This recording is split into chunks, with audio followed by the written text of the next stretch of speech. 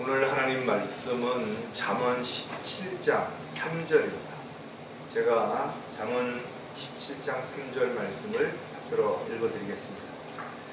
도가니는 을을, 용광로는 금을 연단하거니와 주께서는 사람의 마음을 연단하시느니라.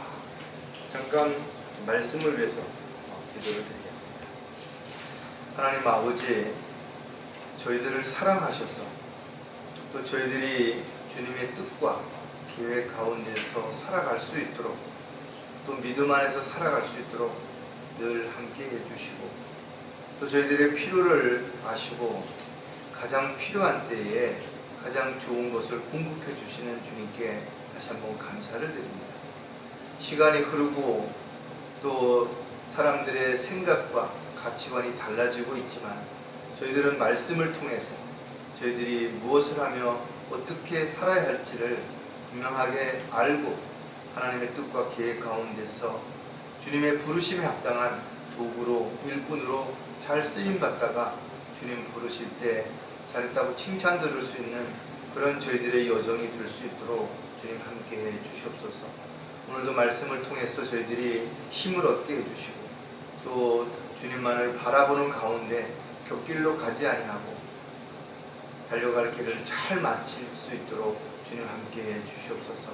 다시 오실 우리 주 예수 그리스도의 이름으로 기도드렸습니다. 어느 시대나 금이 많은 사람들에게 인기가 있었죠. 왜 그렇을까요? 특히 세월이 어수선해서 전쟁의 어떤 소식이 있거나 또 여러 가지 문제가 생겨서 사람들이 혼란스럽고 뭔가 불안해할 때 금을 보관하는 그런 습성들이 있었습니다. 요즘 집사님 금 한 돈 얼마 하시는지 아세요? 어제 제가 궁금해서 찾아봤더니 1월 31일 저녁 시간으로 104만 1,000원 정도예요. 그러니까 불과 얼마 전에만 하더라도 뭐 한 30만 원 뭐 이렇게 했던 걸로 기억이 나는데, 교수님은 돌반지 하나 사주려고 하면 돈 100만 원씩 넘어요. 그런데 막상 금을 팔려고 하면 89만 원 정도밖에 못 받아요. 그러니까 차이가 약 한 15만 원 이상 차이가 나는 것 같아요. 15만 원. 그러니까 금을 사서 한 15만 원 정도 올라야 본전인 거예요. 그럼에도 불구하고 이제 장기적으로 지금 금값이 계속 오르다 보니까 금을 사서 재테크한 사람들은 지금 시중 금리가 뭐 많지 않기 때문에 훨씬 뭐 이익이 됐겠죠. 또 요즘 뭐 주식하는 사람들도 뭐 코스닥, 코스피 그런 게 잘 뭔지 모르겠지만 어쨌든 5,000P가 돌파함으로 인해서 호황을 누린다라고 이야기합니다. 근데 다 그런 건 아닌 것 같아요. 보면은 뉴스에 나올 때 보면은 빨간 표시된 거와 파란 표시된 거 이렇게 보면은 그렇게 뭐 특정한 뭐 반도체 제품이라든지 뭐 이런 것들은 많이 올라오르는데 그렇지 않은 뭐 제품들은 또 떨어지는 경우도 있거든요. 일확천금을 꿈꾸는 사람들, 빚을 내 가지고 부동산을 투기하고 주식을 투기하는 사람들 대부분이 실패하는데도 불구하고 여전히 많은 사람들이 거기에 마음을 두고 또 끌려가는 그런 안타까운 현실을 볼 때 참 안타깝습니다. 금이라고 하는 것이 처음부터 그런 금덩이가 있는 경우가 별로 없죠. 금이 섞여 있는 돌을 캐내서, 금강에서 캐내서 그것을 잘게 부수고 거기에 불순물이라든지 이런 것들을 녹여서 제거해야만 비로소 순수한 금이 나오게 됩니다. 이렇게 금이 나오기까지의 과정들은 쉽지가 않습니다. 많은 과정들이 필요한 것이에요. 그래서 거기에 필요하기 위해서 오늘 우리가 본문에 봤던 것처럼 용광로가 필요한 것이고, 그 용광로에 들어가서 완전히 녹았을 때 금이라고 하는 순수한 그런 결정체가 생겨나는 것입니다. 어떤 것도 한순간에 만들어지지 않죠. 요리를 잘하는 사람들도 그 요리를 잘하기까지 오랜 시간의 과정들이 필요합니다. 수없이 실패를 거듭하고 또 반복적으로 훈련을 통해서 어느 경지에 올랐을 때 비로소 이제 사람들에게 인정을 받게 되는 것이죠. 선수들도 마찬가지죠. 선수들이 운동을 잘했을 때 그들의 목에 거는 게 금메달이에요. 그러나 그 금메달 하나를 목에 걸기까지는 수많은 시간들을 거의 죽음에 가까운 정도의 고통과 아픔과 어려움을 참고 견디고 이겨내야만 그런 영광이 그들에게 차지가 되는 것이죠. 근데 많은 사람들은 쉽게 생각을 하는 거예요. 나도 저거 한번 해봤으면 저렇게 할 수 있을까? 하지만 막상 해보려고 한다면 그렇게 할 수 있는 사람들이 결코 많지 않죠. 이처럼 구원받았다고 해서 그리스도인들이 모두 신실한 그리스도인으로 성장하느냐? 그렇지 않습니다. 구원받고 하나님의 부르심을 받았다고 모두 하나님의 도구로, 일꾼으로 잘 쓰임을 받느냐? 또 그것도 마찬가지로 그렇지 않다라는 거예요. 많은 사람이 부르심을 받았지만 다시 세상으로 돌아갔습니다. 많은 사람이 하나님에게 직분을 받았음에도 불구하고 그 직분을 저버리거나 직분을 자기 유익을 위해서 사용함으로 인해서 하나님의 뜻과는 관계없는 욕심적인 종교적인 그런 삶을 살아가는 사람들도 얼마든지 있기 때문에 그렇다라는 거죠. 지금 이 시대를 물질 만능주의다, 황금주의다 이렇게 이야기를 합니다. 금수저가 어떻고 이런 이야기들을 하죠. 그러나 실질적으로 우리가 돌아보면 돈으로 안 되는 것도 많이 있죠. 구원받는 거 돈으로 됩니까? 구원받는 건 오직 믿음으로만 되는 거죠. 하나님의 지혜와 지식을 얻는 것도 돈으로 할 수 없죠. 성령으로 충만해진 삶을 살아가는 것도 돈으로 할 수가 없는 것입니다. 그래서 가장 지혜로웠던 솔로몬은 잠언을 통해서 뭐라고 우리에게 권면해 주는가 하면, 실질적으로 많은 사람들이 그랬던 것처럼 지혜를 얻는 것이 은을 얻는 것보다 낫고 그 유익이 정금보다 더 나음이라. 즉 위로부터 오는 지혜, 하나님으로부터 오는 지혜를 얻는 게 은이나 금보다 훨씬 더 가치가 있다라는 거죠. 하지만 성경에서도 금은 여러 가지 의미를 부여하고 있는데 하나님의 신성을 이야기할 때 금을 비유합니다. 또 권위와 부를 상징할 때도 금으로 표현을 하는 것입니다. 그래서 하나님께서는 모든 그리스도인들이 정금과 같이 되어서 빛이 날 뿐만 아니라 하나님이 원하시고 기뻐하시는 그런 삶을 살다가 주님을 만나기를 바라고 있는 것이죠. 그래서 저와 여러분이 어떻게 살아야 되느냐? 정금과 같은 그런 삶을 살아야 되는 것이죠. 오늘 설교 제목은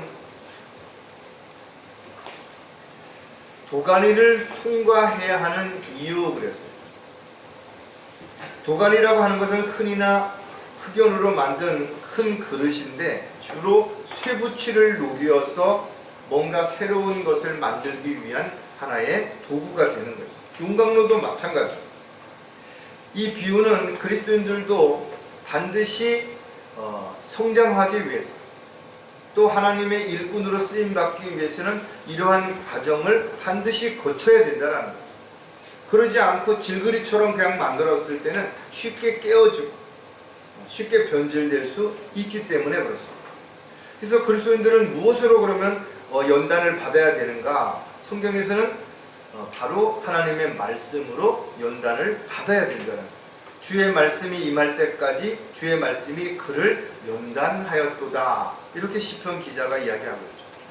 또 스가랴 선지자 역시 불로 통과하게 해서 은을 정련하듯이 그들을 정련할 것이며 금을 단련하는 것처럼 그들을 단련하리라. 그러니까 금이나 은처럼 찌꺼기를 제거하고 단련시켜야 정금과 같이 강한 그런 귀한 금이 될 수 있다라는 거예요. 또 그리스도인들은 징계를 통해서도 연단을 받음으로 인해서 정금과 같이 될 수 있다라고 가르쳐주고 있는데, 히브리서에 보니까 징계가 당시에는 즐겁지 않고 슬픈 것 같으나 후에 그로 인하여 훈련된 자들에게는 화평한 의의 열매를 맺느니라. 그러므로 맥없이 처진 손과 쇠약한 무릎을 일으켜 세우고 너희 발을 위하여 곧은 길을 만들어 절뚝거리는 다리로 길에서 벗어나지 않게 오히려 고침을 받게 하라. 저와 여러분이 하나님의 말씀을 통해서 또 징계를 통해서 우리가 더욱더 성숙해지고 견고해지고 하나님이 보시기에 합당한 도구로 잘 준비되어질 때 우리의 삶이 정금과 같이 빛이 나는 그런 삶이 될 수 있겠죠. 또 저와 여러분이 이제 그리스도의 심판석 앞에 서게 될 때 어떻게 평가를 하느냐? 고린도전서에 보니까 우리가 한 모든 일들이 금이나 은이나 보석으로도 남을 수 있지만 그루터기나 짚이나 나무터기 같은 걸로 남을 수도 있다라는 거죠. 그래서 심판을 했을 때 나무나 그루터기와 같은 것들은 다 타버리는 거예요. 그러나 금이나 은이나 보석과 같이 우리의 믿음으로 행해졌던 일들은 그대로 남아서 상과 유업으로 보상을 받게 되는 거죠. 그래서 금이라고 하는 것이 여러 가지 의미를 부여하고 있지만 특히 중요한 특징을 가지고 있는데 그 세 가지가 하나는 순수하고 또 하나는 깨끗하고 또 하나는 강하다라는 의미를 가지고 있는 거죠.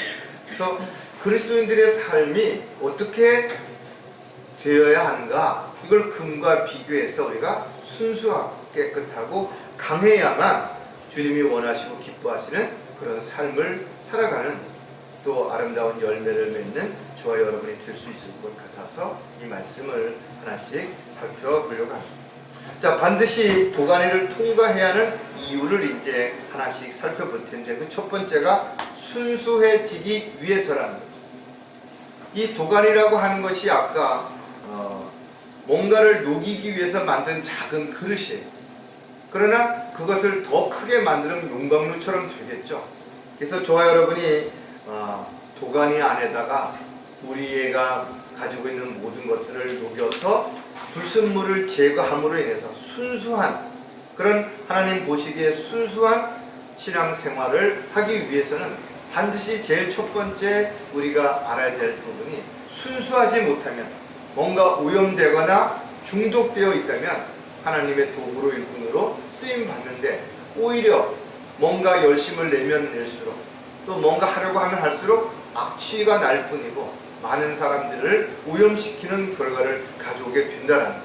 그래서 저와 여러분이 하나님의 말씀을 열심히 공부하는 것 중요하지만 잘못된 지식을 갖게 된다면 오히려 그 잘못된 지식이 누군가를 넘어뜨리고 누군가를 해하고 누군가를 실족시키는 결과를 가져올 수도 있다는 거죠. 그래서 양날과 같은 칼을 가진 하나님의 말씀을 누가 어떻게 언제 사용하느냐에 따라서 독이 될 수도 있고 약이 될 수도 있다는 것을 우리가 먼저 생각해 본다면 우리가 무엇을 하든지 그 과정이나 동기가 순수해야 됩니다.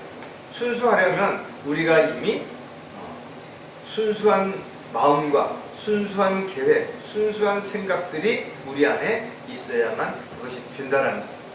따라서 순수한 것들을 제거하기 위해서는 반드시 그것을 어떤 과정을 통해서 분리를 시켜야 되는데 거기에 필요한 것이 바로 도가니라는 거예요.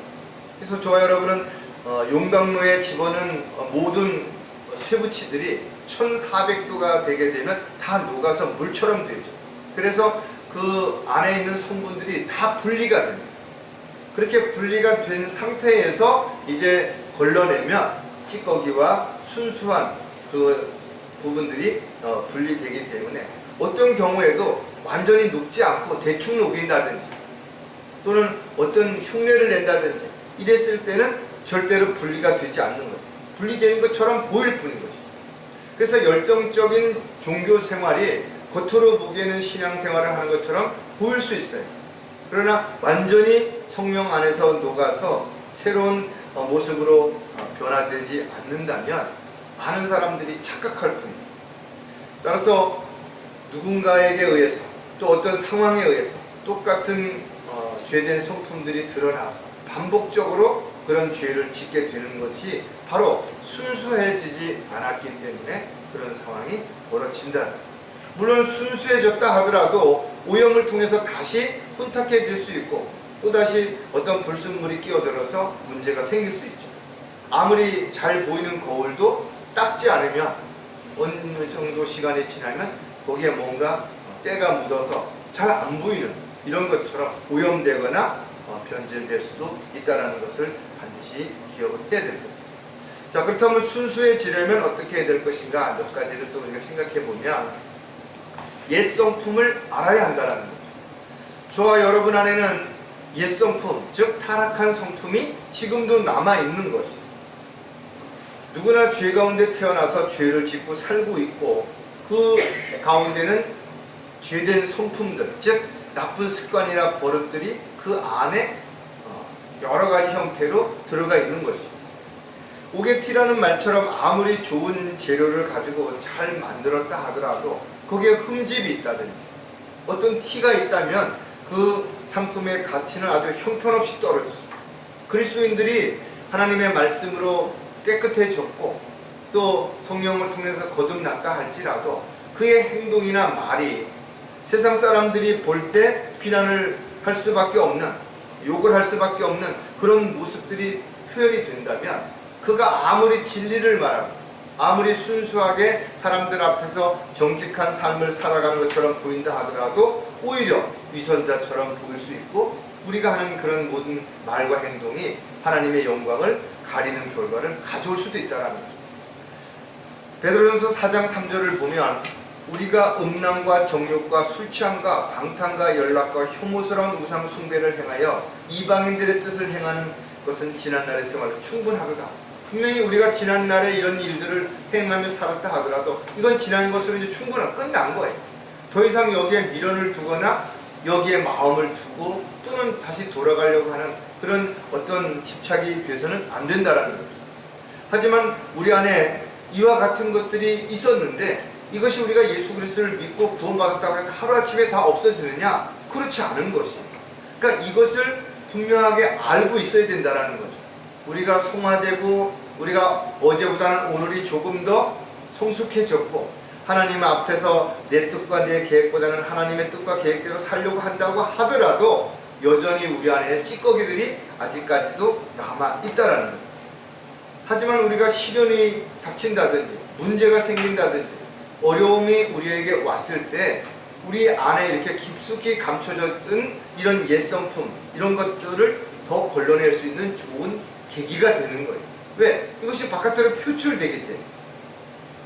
그래서 저와 여러분이 혹여라도 이런 나쁜 버릇이라든지 습관이라든지 이런 것들이 있다면 철저하게 제거하려고 노력해야 되고 이런 것들이 튀어나올 때마다 조금씩 제거를 해서 이와 같은 것들이 오히려 하나님의 영광을 가리는 결과를 가져오지 않도록 그렇게 해야 될 것입니다. 하지만 이런 더러운 습관이라든지 버릇 같은 거를 고치는 게 결코 쉽지 않죠. 알지만 뭐 말을 할 때 자꾸 앞에다가 어떤 추임새를 넣는다든지 아니면 뭔가 또 다른 뭐 기침을 한다든지 뭐 이러는 것들이 하나의 습관이 되면 안 되는 거예요. 어떤 코를 자꾸 만진다든지 아니면 뭔가 발을 떤다든지 이런 여러 가지가 어떻게 그 사람의 품격을 떨어뜨리는 결과를 가져올 수도 있기 때문에 우리 안에 있는 찌꺼기는 물론 우리가 가지고 있는 어떤 성품의 문제가 될 수 있는 어떤 습관, 버릇들 이런 것들도 철저하게 우리가 제거하는 저와 여러분이 되어야 될 것입니다. 자, 순수해지려면 그 다음에는 빌미를 주지 말아야 된다는 거죠. 사람은 누구나 교육과 훈련을 통해서 여러 가지 지식이 생기고 그러다 보니까 다른 사람들을 의식하고 체면이라는 가면을 쓰고 결국은 살아가는 것입니다. 그래서 자신을 감추는 것입니다. 포장을 하는 것이에요. 이것이 바로 위선이라는 것입니다. 그래서 겉과 속이 다른 말과 행동이 틀린 이런 것들을 드러나는 것입니다. 이런 것들이 사람들 앞에서 감추어지기 때문에 쉽게 잘 판단이 안 되죠. 양의 가죽을 쓴 이리처럼 구분이 잘 안 됩니다. 하지만 누구나 마찬가지로 이와 같은 성품들이 안에 있기 때문에 어떤 기회가 되면 이것이 튀어나오는 거예요. 그래서 저와 여러분이 순수한 삶이 지속되기 위해서는 뭔가 악한 자들과 어떤 일을 동조한다든지 그런데 관여한다든지 또 그런 것을 묵인한다든지 그랬을 때 우리 안에 순수했던 마음이 오염되고 변질되고 또 그럼으로 인해서 점점 세속화되고 육신적인 삶을 살아가게 되는 결과를 가져오게 되는 거죠. 또 뭔가 감추기 위해서 자꾸 포장을 하는 겁니다. 외모를 너무 치장을 한다든지 사람들 앞에 보이기 위해서 허세를 부린다든지 이런 것들 역시 마찬가지로 마귀에게 틈을 주는 것이고 자신을 감추려고 하는 것이 결국 오히려 사람들에게 자신이 어떤 존재인지를 보여주는 그런 허점을 보여주는 결과를 가져오게 되는 것입니다.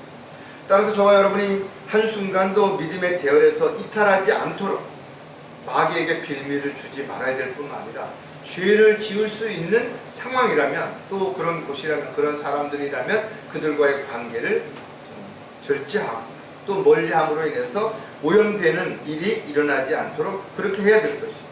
예를 들어 우리가 흰 옷을 입었다면 그 옷을 입고 음식을 막 먹을 수 없죠. 왜냐하면 거기에 고춧가루라든지 이런 것들이 묻으면 얼룩이 치면 지울 수 없기 때문에 그렇습니다. 또 함부로 어디가 막 앉지 못하죠. 왜? 더러운 게 묻을 수도 있으니까.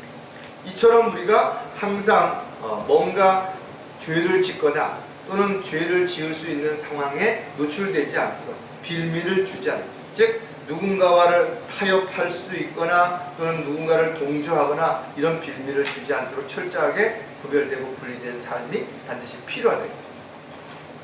베드로후서 2장 20절에도 만일 그들이 주요 구주이신 예수 그리스도를 아는 지식을 통해 세상의 오염에서 피했다가 다시 거기에 말려들고 패배하면 그들의 나중 결과가 처음보다 더 악화되나니 그랬어요.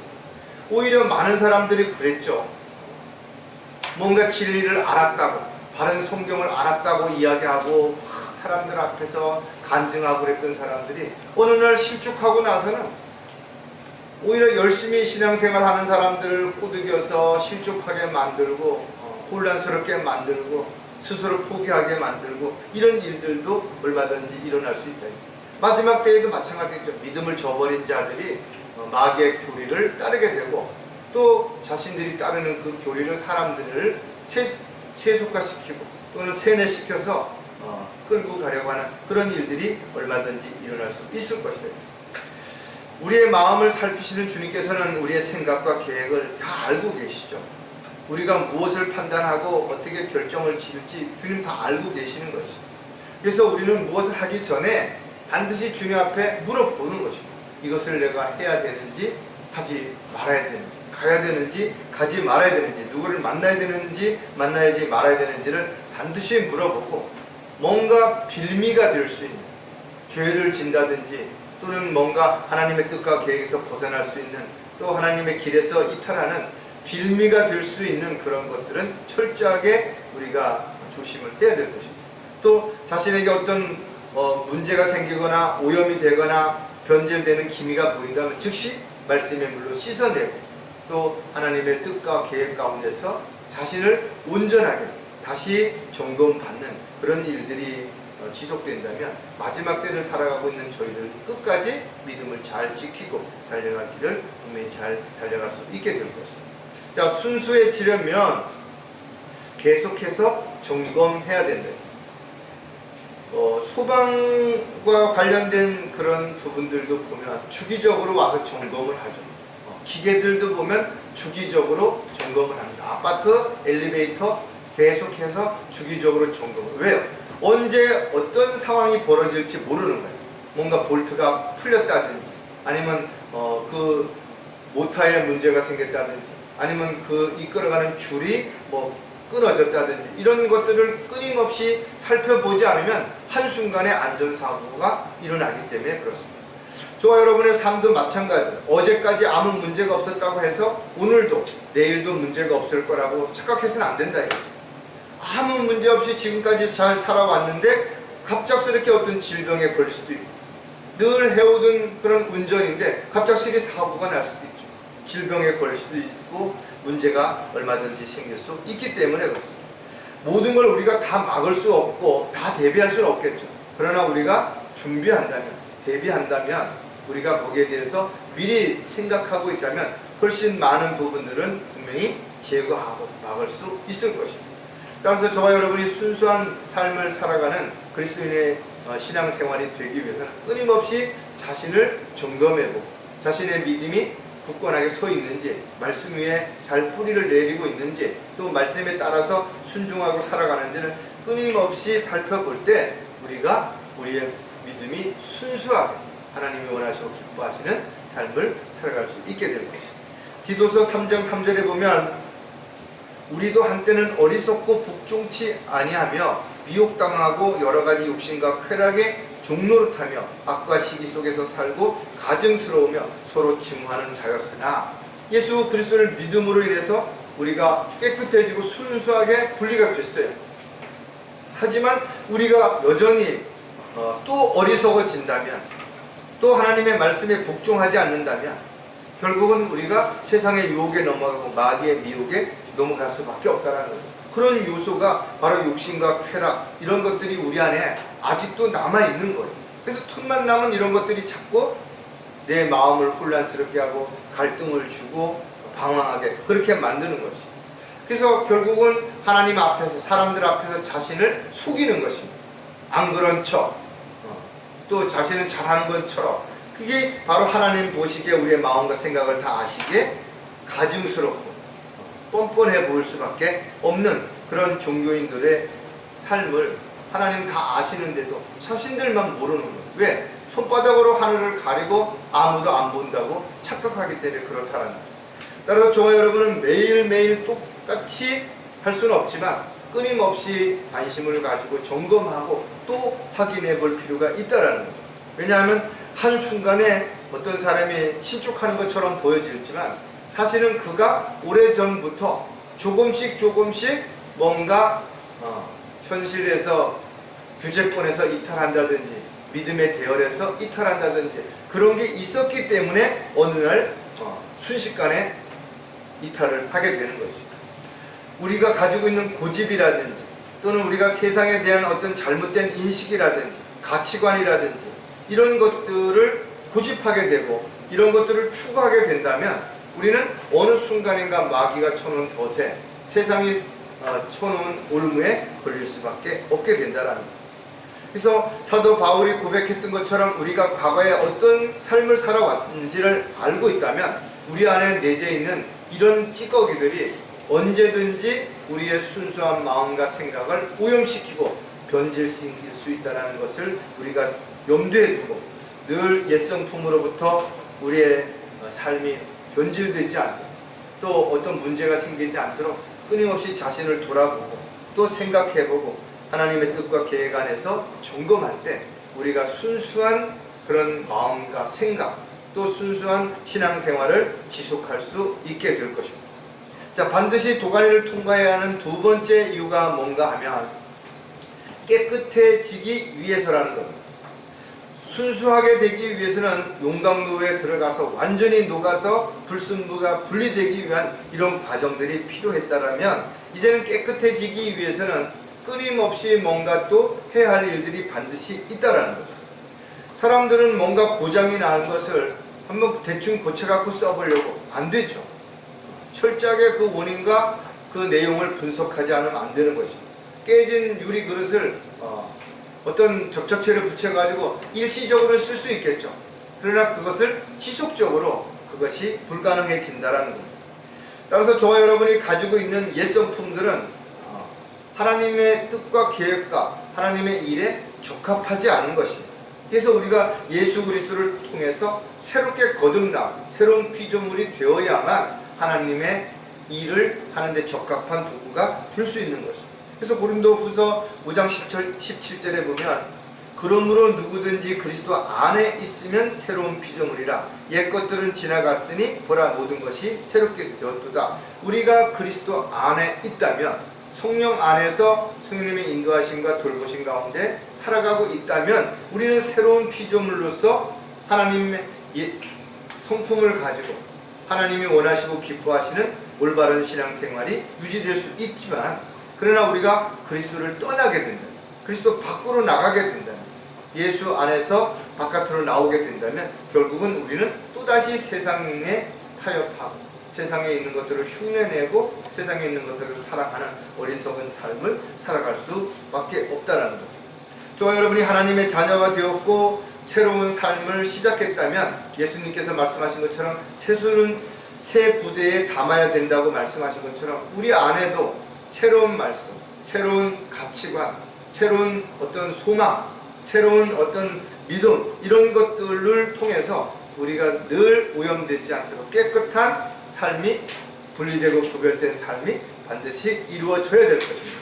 그렇게 하기 위해서는 우리가 반드시 시련과 역경과 어려움을 통과하고 이겨내야 되는, 바로 도가니를 통과해야 되는 또 다른 이유가 될 수 있는 것입니다. 사랑하는 자들아, 너희를 연단시키는 불같은 시련에 관하여 너희에게 어떤 이상한 일이 일어나는 것처럼 이상하게 여기지 마. 하나님께서 우리에게 고난을 허락하시고 때로는 상황과 여건들을 통해서 우리를 연단하시는 것을 이상하게 여기지 말라는 거죠. 왜? 이런 과정을 통하지 않고서는 우리가 하나님의 뜻에 합당한 삶을 살아갈 수가 없기 때문에 그런 것입니다. 자, 그렇다면 우리가 순수해지고 난 그런 삶이 이제는 깨끗해지려면 또 어떻게 해야 되느냐? 가장 중요한 부분 중에 하나가 바로 거듭나야 한다는 거예요. 즉, 영적인 삶을 살기 위해서는 영적으로 다시 태어나야 되는 거예요. 육신적으로 아무리 열성을 가지고 노력해도 인간의 의는 더러운 걸레와 같기 때문에 빨아도 걸레인 것입니다.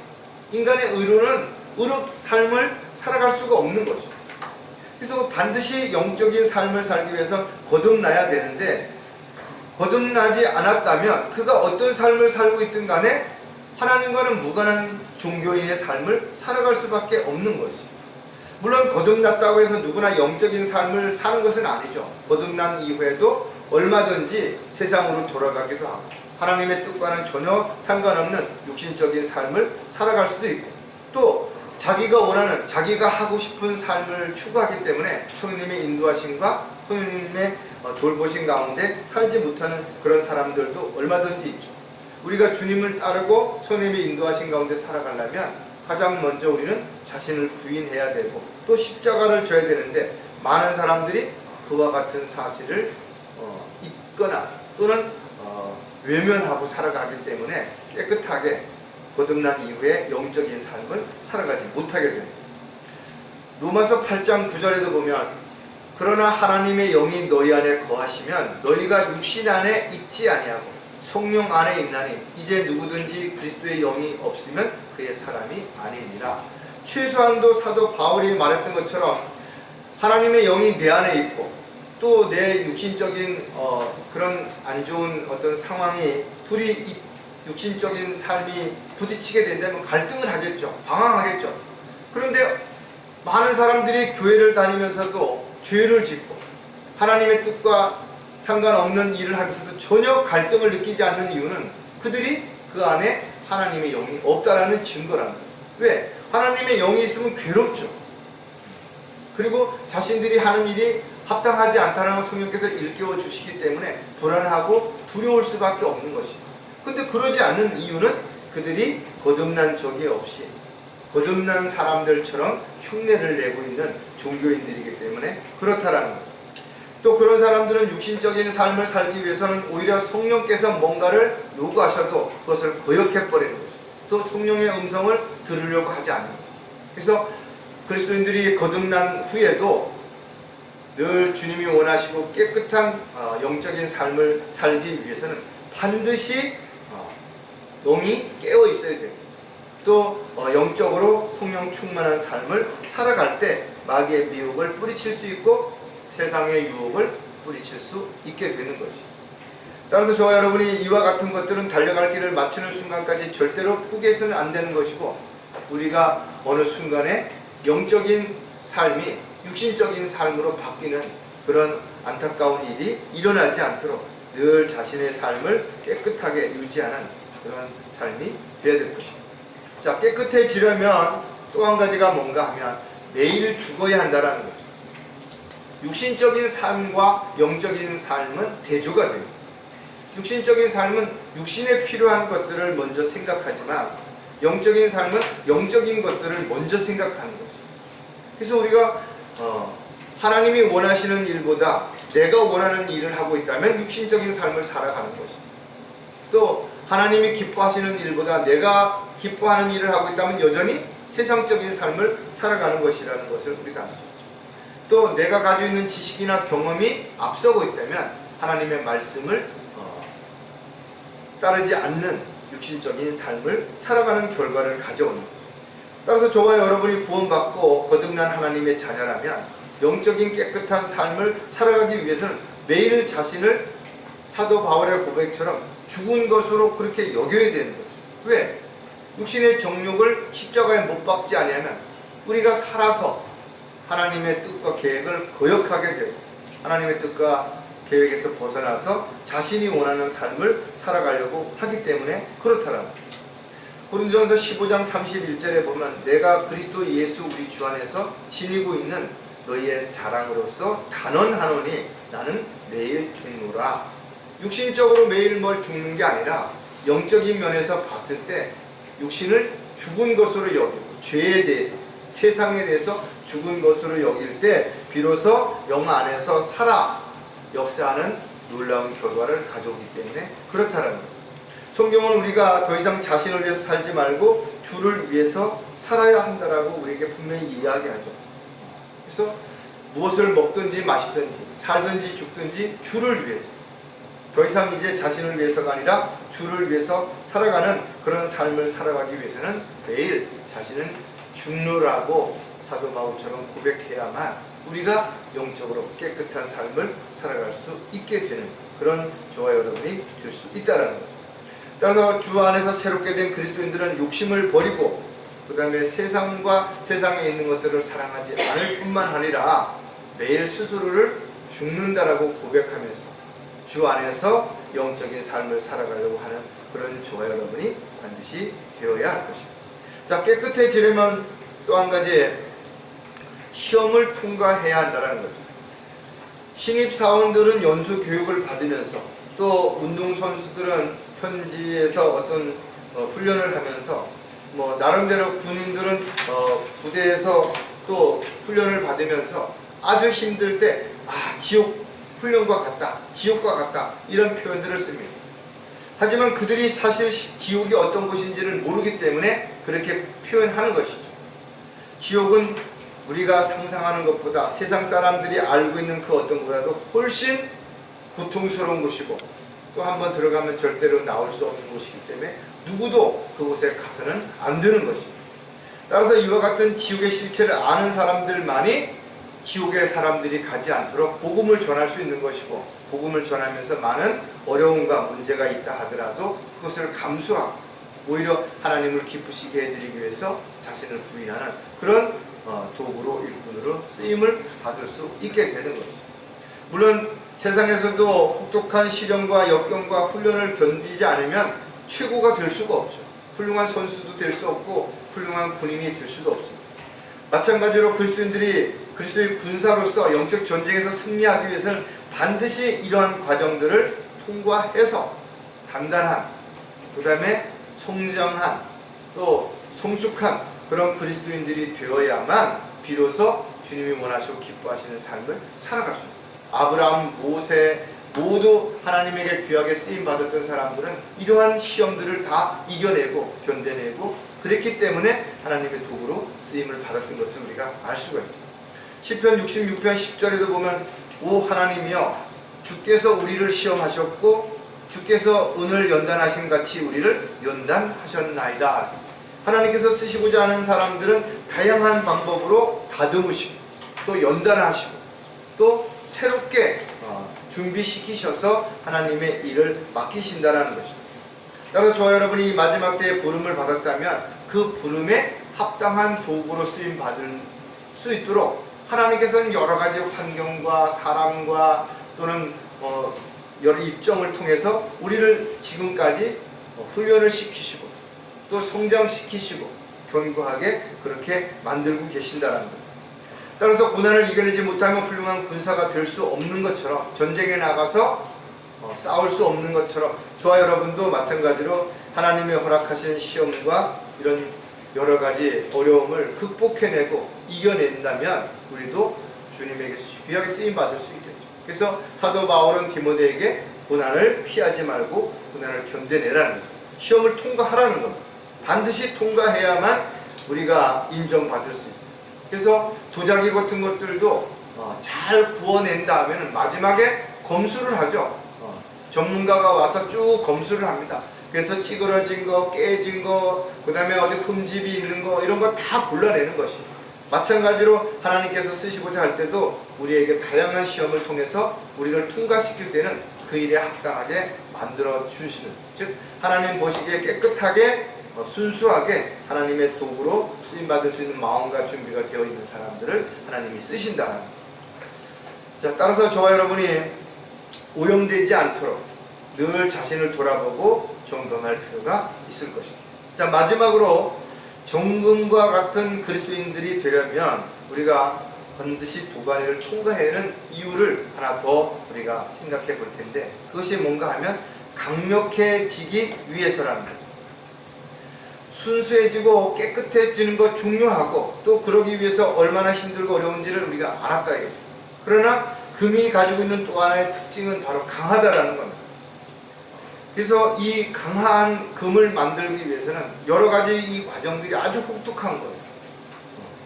그래서 그것을 다 통과해야만 비로소 정금과 같이 불순물이 없는, 흠이 없는 그런 모습으로 만들어지게 되는 거죠. 집을 아무리 잘 지어도 하나님께서 함께 하지 아니하시면 그 집을 짓는 것이 허사로다 그랬죠. 파수꾼을 아무리 잘 세워도 하나님께서 돌봐주시지 않으면 허사가 되는 것이. 왜? 아주 작은 틈새로도 마귀가 침투할 수도 있고, 또 아무리 잘 지었다 하더라도 순식간에 바람이라든지 또는 홍수로 인해서 떠내려갈 수도 있기 때문에 그렇다라는 겁니다. 또 우리가 집을 잘 지었다 하더라도 마무리를 잘 하지 않은 채 방치하게 되면 그 집이 폐가가 되죠. 또 어디 이렇게 다니다 보면 집을 잘 지었는데 돈이 없어서 그랬는지, 아니면 뭐 또 다른 문제가 있었는지, 집을 그냥 뼈대만 잘 세워놓고 그 다음에 마무리를 하지 않아가지고 완전 쓰레기장이 되고 동네에 뭐 개나 고양이들의 서식지가 되는 그런 것들을 우리가 볼 수가 있죠. 맛있는 음식도 예쁜 접시에 담았을 때 더 먹음직스럽고 더 고급스러워 보이는 것처럼, 대장장이가 아무리 농기구를 잘 만들어도 마지막에 담금질을 하지 않으면 그 낫이나 홈이나 이런 것들은 얼마 쓰지 못해서 무뎌지고 부러지고 휘어지기 때문에 가치가 없게 되는 거죠. 그래서 대장장이들은 반드시 마지막에 잘 담근 잘 이렇게 벼르게 된 그런 연장들을 담금질을 통해서 그 끝부분을 아주 강하게 만드는 것처럼, 하나님께서도 우리를 다듬으신 다음에 마지막에는 이렇게 담금질을 통해서 어떠한 상황에도 쉽게 무너지지 않도록, 타협하지 않도록, 또 두려움과 불안함으로 도망가지 않도록 그렇게 담금질을 통해서 우리를 하나님의 도구로 쓰시는 것이죠. 요번 주님께서 자신의 택한 길을 알고 계시기에 자신을 연단하시며 금같이 되리라 이렇게 고백을 한 것이. 우리가 어떤 일을 시작하는 것도 중요하지만 그 과정도 중요하죠. 그러나 더 중요한 것은 끝까지 마무리를 잘하는 것이 중요합니다. 저와 여러분이 구원받은 이후에 지금까지 나름대로 열정을 가지고 열심히 살아왔다 하더라도, 또 많은 문제와 어려움을 잘 극복하고 이겨내면서 왔다 하더라도, 더 중요한 것은 지금부터 주님이 오시는 그날까지, 또 주님이 부르시는 그날까지 우리의 믿음을 어떻게 지키고 또 어떻게 주님이 쓰시고자 하는 도구로 순종하며 살아가는 것인가가 훨씬 더 중요하죠. 그래서 가장 강한 자는 이기는 자가 아니라 끝까지 살아남는 자라는, 다시 말해서 달려갈 길을 마치는 순간까지 포기하지 않고 곁길을 가지 않고 낙오하지 않는 자가 오히려 승리하는 자라는 것을 우리가 생각해 본다면, 저와 여러분이 더욱더 주 안에서 하나가 돼서 서로를 배려하고 섬기고 사랑하는 가운데 이끌어주고 그렇게 해야 된다. 어떤 이유로도 분열이 일어나거나 서로가 미워하고 시기하고 질투하고 그렇게 된다면, 아무리 큰 조직이라도, 아무리 지금까지 잘 해왔던 어떤 단체라도 순식간에 무너지는 그런 일들이 얼마든지 일어날 수 있다는 겁니다. 따라서 강하다라는 것은 각자 자신의 역할을 충실히 할 때가 가장 강한 조직이 되는 것이고, 저와 여러분이 강하려면 우리가 주 안에서, 말씀 안에서 잘 연단을 받았고, 또 그 연단 받은 이후에 늘 믿음을 지키고 살아갈 때가 가장 강력한 삶을 살아갈 수 있는 결과가 되게 될 것입니다. 이제 머지않아서 주님이 오시게 될 것이고 우리는 주님을 만나게 될 것입니다. 그러나 그 시기까지 마지막 때에는 성경에 기록된 것처럼 훨씬 더 어렵고 힘들고 많은 문제와 또 많은 역경들이 우리를 기다리고 있다는 것도 우리가 반드시 기억을 해야 될 것이고, 그러기 위해서는 우리가 더욱 강해져야지만 이와 같은 과정을 뚫고 시대를, 세상을 역행해서 거슬러 올라가서 주님 보실 때까지, 주님 앞에 서는 순간까지 낙오하지 않는 저와 여러분이 반드시 되게 될 것입니다. 자, 강력해지려면 우리가 또 몇 가지를 생각해 볼 수 있는데, 죄가 없어야 된다는 거죠. 우리가 당당해지려면 뭔가 잘못한 게 없어야죠. 누구 앞에서든지 우리가 움츠려들고 뒤로 숨고 이러지 않으려면 우리가 사람들 앞에 떳떳해야 되는 겁니다. 따라서 그리스도인들이 자신이 하는 일들이 누가 보더라도 당당하게 떳떳하다면, 죄를 짓지 않는 것이라면 누구 앞에서 주눅들 이유가 없죠. 우리가 복음을 전하고 진리를 증거하는데 어떤 세상에서 유명한 사람이라든지 인기 있는 사람이라든지 높은 사람이라든지 주저할 이유가 없는 이유는 우리가 하는 일이 부끄러운 일이 아니고 당당하게 그 일이 죄 짓는 일이 아니기 때문에 우리가 그렇게 할 수 있다라는 거죠. 하지만 만약에 아주 작은 죄라도 죄를 짓게 되면 어떻게 되느냐? 죄가 하나님과 나 사이를 단절시켜 버리는 거예요. 그러니까 하나님과의 교제가 안 되면 하나님의 뜻과 계획 가운데서 내가 어떻게 살아야 되는지를 알 수가 없게 되는 거죠. 하나님의 뜻과 계획 가운데서 살 수가 없게 된다면 결국은 내가 원하는, 내가 하고 싶은 삶을 살 수밖에 없는 것이죠. 그래서 야고보는 선을 행할 줄 알면서도 행치 아니하는 자에게는 그것이 그 사람에게 죄가 되느니라. 선이라고 하는 것은 지난번 설교도 말씀을 드렸지만 하나님이 원하시는 일들을 하는 것이 선한 것이지, 우리가 단지 사람들이 보기에 착한 것이 선한 것이 아님을 우리가 반드시 다시 한번 좀 생각해야 되겠죠. 그래서 우리가 성경을 알면서도 진리를, 지식을 알면서도 행하지 않으면 성경은 오히려 그런 종은 더 많이 맞을 것이라 했죠. 주님 앞에 서는 날 더 많이 책망을 듣고 더 많이 부끄러움을 당할 수도 있겠죠. 저와 여러분 각자에게 주어진 시간이라든지 건강이라든지 물질이라든지 지혜라든지 능력이라든지 이런 모든 것들이 다른 사람하고 비교해서 내가 더 좋다 나쁘다 이걸 비교하는 것이 아니라, 하나님께서 나에게 더 주셨다면 더 많이 일하고 더 많이 수고하고 더 많이 애쓰라고 하심을 우리가 잊지 않아야 우리가 죄 짓지 않는 삶을 살게 될 것입니다. 자, 야고보서 1장 25절에도 보면, 그러나 자유의 온전한 법을 주시하고 그 안에 계속 머물러 있는 자는 듣고 잊어버리는 자가 아니라 오히려 실행하는 자니 이 사람은 그의 행실로 복을 받으리라. 많은 사람들이 들을 때는 그렇지, 그렇게 살아야지, 나도 이런 걸 고쳐야지, 이런 거 하지 말아야지 이렇게 이야기하죠. 이렇게 생각하죠. 근데 돌아서면 금방 잊어버리는 거예요. 왜? 현실적으로 그와 같은 것들을 하면서 지키면서 살아가는 게 힘들고 손해를 보고 어렵다고 생각하기 때문에 그렇다라는 거죠. 하지만 분명한 것은 저와 여러분이 주님의 도구로 일꾼으로 쓰이는 순간 주님은 반드시 우리를 지켜주시고 돌봐주시고 보호해주시겠다고 약속하신 것이죠.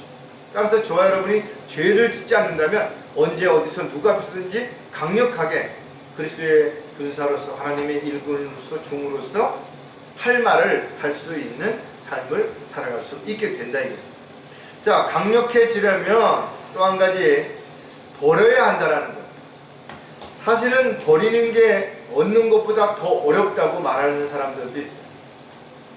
왜냐하면 사람들은 뭔가를 더 많이 갖고 더 좋은 걸 갖고 또 더 오래된 걸 갖고 싶어 하는 그런 욕심이 있기 때문에 그렇다라는 거죠.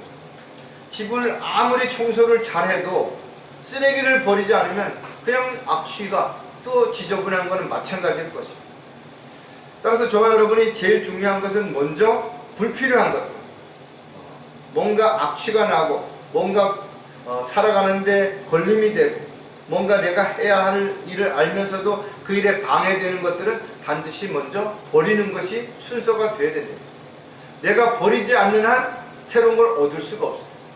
어떤 잔에 이미 오염된 물이 한 잔 가득 있다면 그 위에다 새 물을 붓다 하든 그 물이 그냥 넘쳐 흘러가지 그 안에 담길 수가 없는 거예요. 마찬가지로 우리 안에 잘못된 생각이라든지 잘못된 계획이라든지 잘못된 어떤 지식이라든지 이런 게 꽉 차 있으면 새로운 것들이 들어올 틈이 없다라는 거죠. 그래서 사도 바울은 먼저 버리는 것을 먼저 했던 것처럼 배설물처럼 버렸던 것을 우리가 기억한다면 저와 여러분도 하나님의 뜻과 계획 가운데서 하나님의 일꾼을 도구로 살아가는데 불필요한 것, 걸림이 되는 것, 장애가 되는 것들이 있다면 과감하게 먼저 버릴 줄 알아야 되는 거죠. 에베소서 4장 31절에 보면 모든 신랄함과 분개와 분노와 고함 지르는 것과 욕설을 모든 악의와 함께 너희로부터 버리라는 거죠. 왜 이런 걸 버려야 되는가 하면 이런 것들이 우리의 삶 가운데 드러나게 되면 사람들한테 우리가 어떻게 보여지겠어요? 또 우리가 믿는 하나님을 사람들이 어떻게 평가하겠냐 이거죠. 따라서 그리스도인으로서 하나님의 자녀로서 또 하나님의 종으로서 우리가 살아가는 데 있어서 문제가 되는 것들이 있다면 과감하게 먼저 버리고 그 버린 자리에 빈 공간에 새로운 하나님의 말씀으로 하나님의 은혜와 사랑으로 또 하나님이 주시는 지혜와 능력으로 채웠을 때 우리가 능력 가운데서 하나님이 원하시고 기뻐하시는 삶을 살아갈 수 있게 되는 거죠. 그래서 성경은 끊임없이 우리에게 이야기하죠. 비속하고 허황된 말장난을 버리라. 개그맨들처럼 말도 안 되는 웃기는 얘기해가지고 이런 거 하지 말아요. 그 다음에 너희 입에서 나오는 추잡한 말을 버리라. 입만 벌리면 거짓말을 한다든지 아니면 불평을 한다든지 아니면 다른 사람을 탓한다든지 이런 거 하지 말아요. 그래서 우리가 이런 걸 먼저 버리고 하나님의 말씀으로 우리 안에 꽉 차 있으면 우리가 입만 열면 우리 안에 안 있는 게 바깥으로 표출되니까 하나님의 말씀이 나오겠죠. 우리 생각에 하나님의 말씀으로 꽉 차 있으면 우리의 뭔가 생각만 끄집어내면 하나님의 말씀 안에서의 생각들이 표출될 거 아니에요. 이게 성령 충만한 삶을 살아가는 거예요. 다시 말해서 우리가 버리지 않고서는 새로운 것을 얻을 수 없고 새로운 것을 얻지 못한다면 우리가 과거에서 벗어날 수 없다라는 거예요. 그래서 우리가 강해지기를 원한다면 우리 육신적인 것들 중에서 하나님의 뜻과 계획에서 벗어나는 걸 먼저 버리고 영적인 면에서 더 많은 것들을 채웠을 때 강력한 그리스도의 군사로서의 삶을 살아갈 수 있게 되겠죠. 자, 강력해지려면 또 한 가지가 뭐냐 하면 믿음이 있어야 한다는 거죠.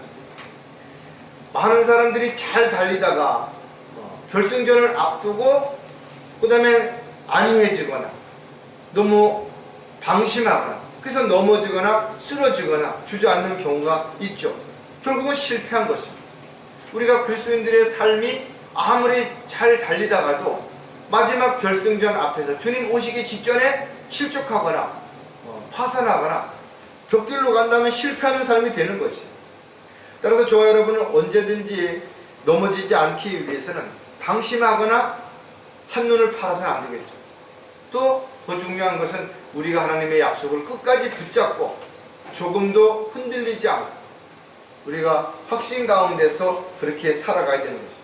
우리의 믿음이 흔들리지 않기 위해서 가장 중요한 것은 그 믿음을 흔드는 요소, 즉 교만함과 자만함을 반드시 뿌리 뽑아야 된다. 그래서 성경은 우리에게 끊임없이 겸손하라, 자신을 낮추라, 먼저 섬기는 자가 되라고 예수님께서 우리를 가르쳐 주신 것입니다. 우리가 바울의 고백도 하나 또 들어볼 텐데 고린도전서 9장 27절에 보면 내가 내 몸을 억제하여 복종케 함은 다른 사람에게 전파한 후에 어떻게 해서든지 내 자신이 버림을 받지 않게 하려는 것이라. 다른 사람에게 이것을 하면 좋습니다, 이렇게 하세요라고 권면하고 그렇게 좀 다른 사람에게 기회를 줬던 사람이 오히려 자신은 그렇게 살지 않고 엉망이 되는 사람들이 있죠. 흔히 의사처럼 살면은 일찍 죽고 의사가 지시한 대로 살면 오래 산다, 이런 말이 있어요. 이 말은 의사도 환자들에게는 이렇게 사세요, 이렇게 먹지 마세요, 이런 거 하지 마세요 하고 잘 이야기하는데 본인은 그렇게 안 산다라는 거예요. 마찬가지로 교회 다니는 사람들도 다른 사람한테는 어떻게 하세요, 이렇게 살면 복을 받습니다, 이렇게 살아야 하나님을 기쁘시게 합니다 라고 이야기해놓고 정작 자기는 그렇게 살지 않고 늘 불평하고 남 탓하고 화내고 찡그리고 이렇게 살아간다라는 겁니다. 사도 바울이 그랬던 것처럼 내가 누군가에게 복음을 전해서 그 사람이 구원받고 하나님의 자녀가 되도록 해놓고 그 사람은 사실상 그 이후에 잘 성장해서 하나님의 도구로 일꾼으로 쓰임 받는데 정작 자신은 엉뚱한 데 가서 딴짓을 하고 있고 오히려 하나님의 일을 방해하고 있고 이런 일들이 일어나지 않게 하기 위해서 우리에게 이것을 말씀을 통해서 다시 한번 권면해 주는 것이죠. 형제들아, 어떤 사람이 무슨 잘못을 범하였으면 영적인 너희는 온유의 영으로 그런 자를 바로 잡고 내 자신을 돌아보아 너도 시험을 받지 않도록 하라. 어떤 사람이 또 어떤 환경이 우리에게 어떤 교훈을 줬으면 그것을 받아들이고 깨달아야 되는데 그것을 남의 일처럼만 생각하고 나하고는 상관없는 것처럼 설마 내가 이렇게 하면 안 된다라는 거죠. 그래서 우리는 끝까지 믿음을 지켜야 되는 거예요. 끝까지 믿음을 붙들어야 되는 거예요. 왜? 믿음이 없이는 하나님을 기쁘시게 해드릴 수가 없기 때문에 그렇습니다. 또 믿음으로 하지 않는 것은 죄가 되기 때문에 그렇다라는 거죠. 따라서 저와 여러분이 이 믿음을 끝까지 마지막 때에 어떤 상황이 벌어지더라도 그 믿음을 저버리지 말고 끝까지 그 믿음을 붙잡고 말씀 위에 견고하게 세워서 주님 오실 때까지 반드시 승리하는 그런 삶을 살아가기 위해서 하나님께서 우리에게 가끔 시련과 역경을 허락하신다 하더라도 불평하지 말고 오히려 이런 과정을 잘 견뎌내고 이겨냄으로 인해서 우리가 더 순수해지고 더 깨끗해지고 더 강한 그리스도인으로 주님 오셨을 때 칭찬받을 수 있는 저와 여러분이 되시기를 주님의 이름으로 부탁을 드리겠습니다. 기도하겠습니다. 하나님 아버지, 오늘도 말씀을 통해서 저희들이 알고 있지만 또 그동안 잘 해왔지만 다시 한번 권면해 주시고 또 질책해 주시고 또 잘못된 부분들을 다시 한번 마음에 결단하고 돌이킬 수 있는 기회를 허락해 주셔서 참으로 감사를 드립니다. 이제 곧 주님이 오실 때가 심히 가까이 왔지만 더욱더 세상은 혼란스러워지고 또 더욱더 많은 비진리와 또 잘못된 교리와 또 잘못된 종교 생활들이 오히려 많은 사람들을 갈등하게 만들고 또 혼란스럽게 만드는 그런 시대에 저희들이 살아가고 있습니다. 저희들이 영적인 분별력을 가지고 정확하게 잘 분별해서 주님이 원하시고 기뻐하시는 도구로 일꾼으로 잘 쓰임받다가 주님 앞에 잘 칭찬받을 수 있는 형제 자매들이 다 되도록 역사해 주시옵소서. 다시 오실 우리 주 예수 그리스도의 이름으로 기도드렸습니다.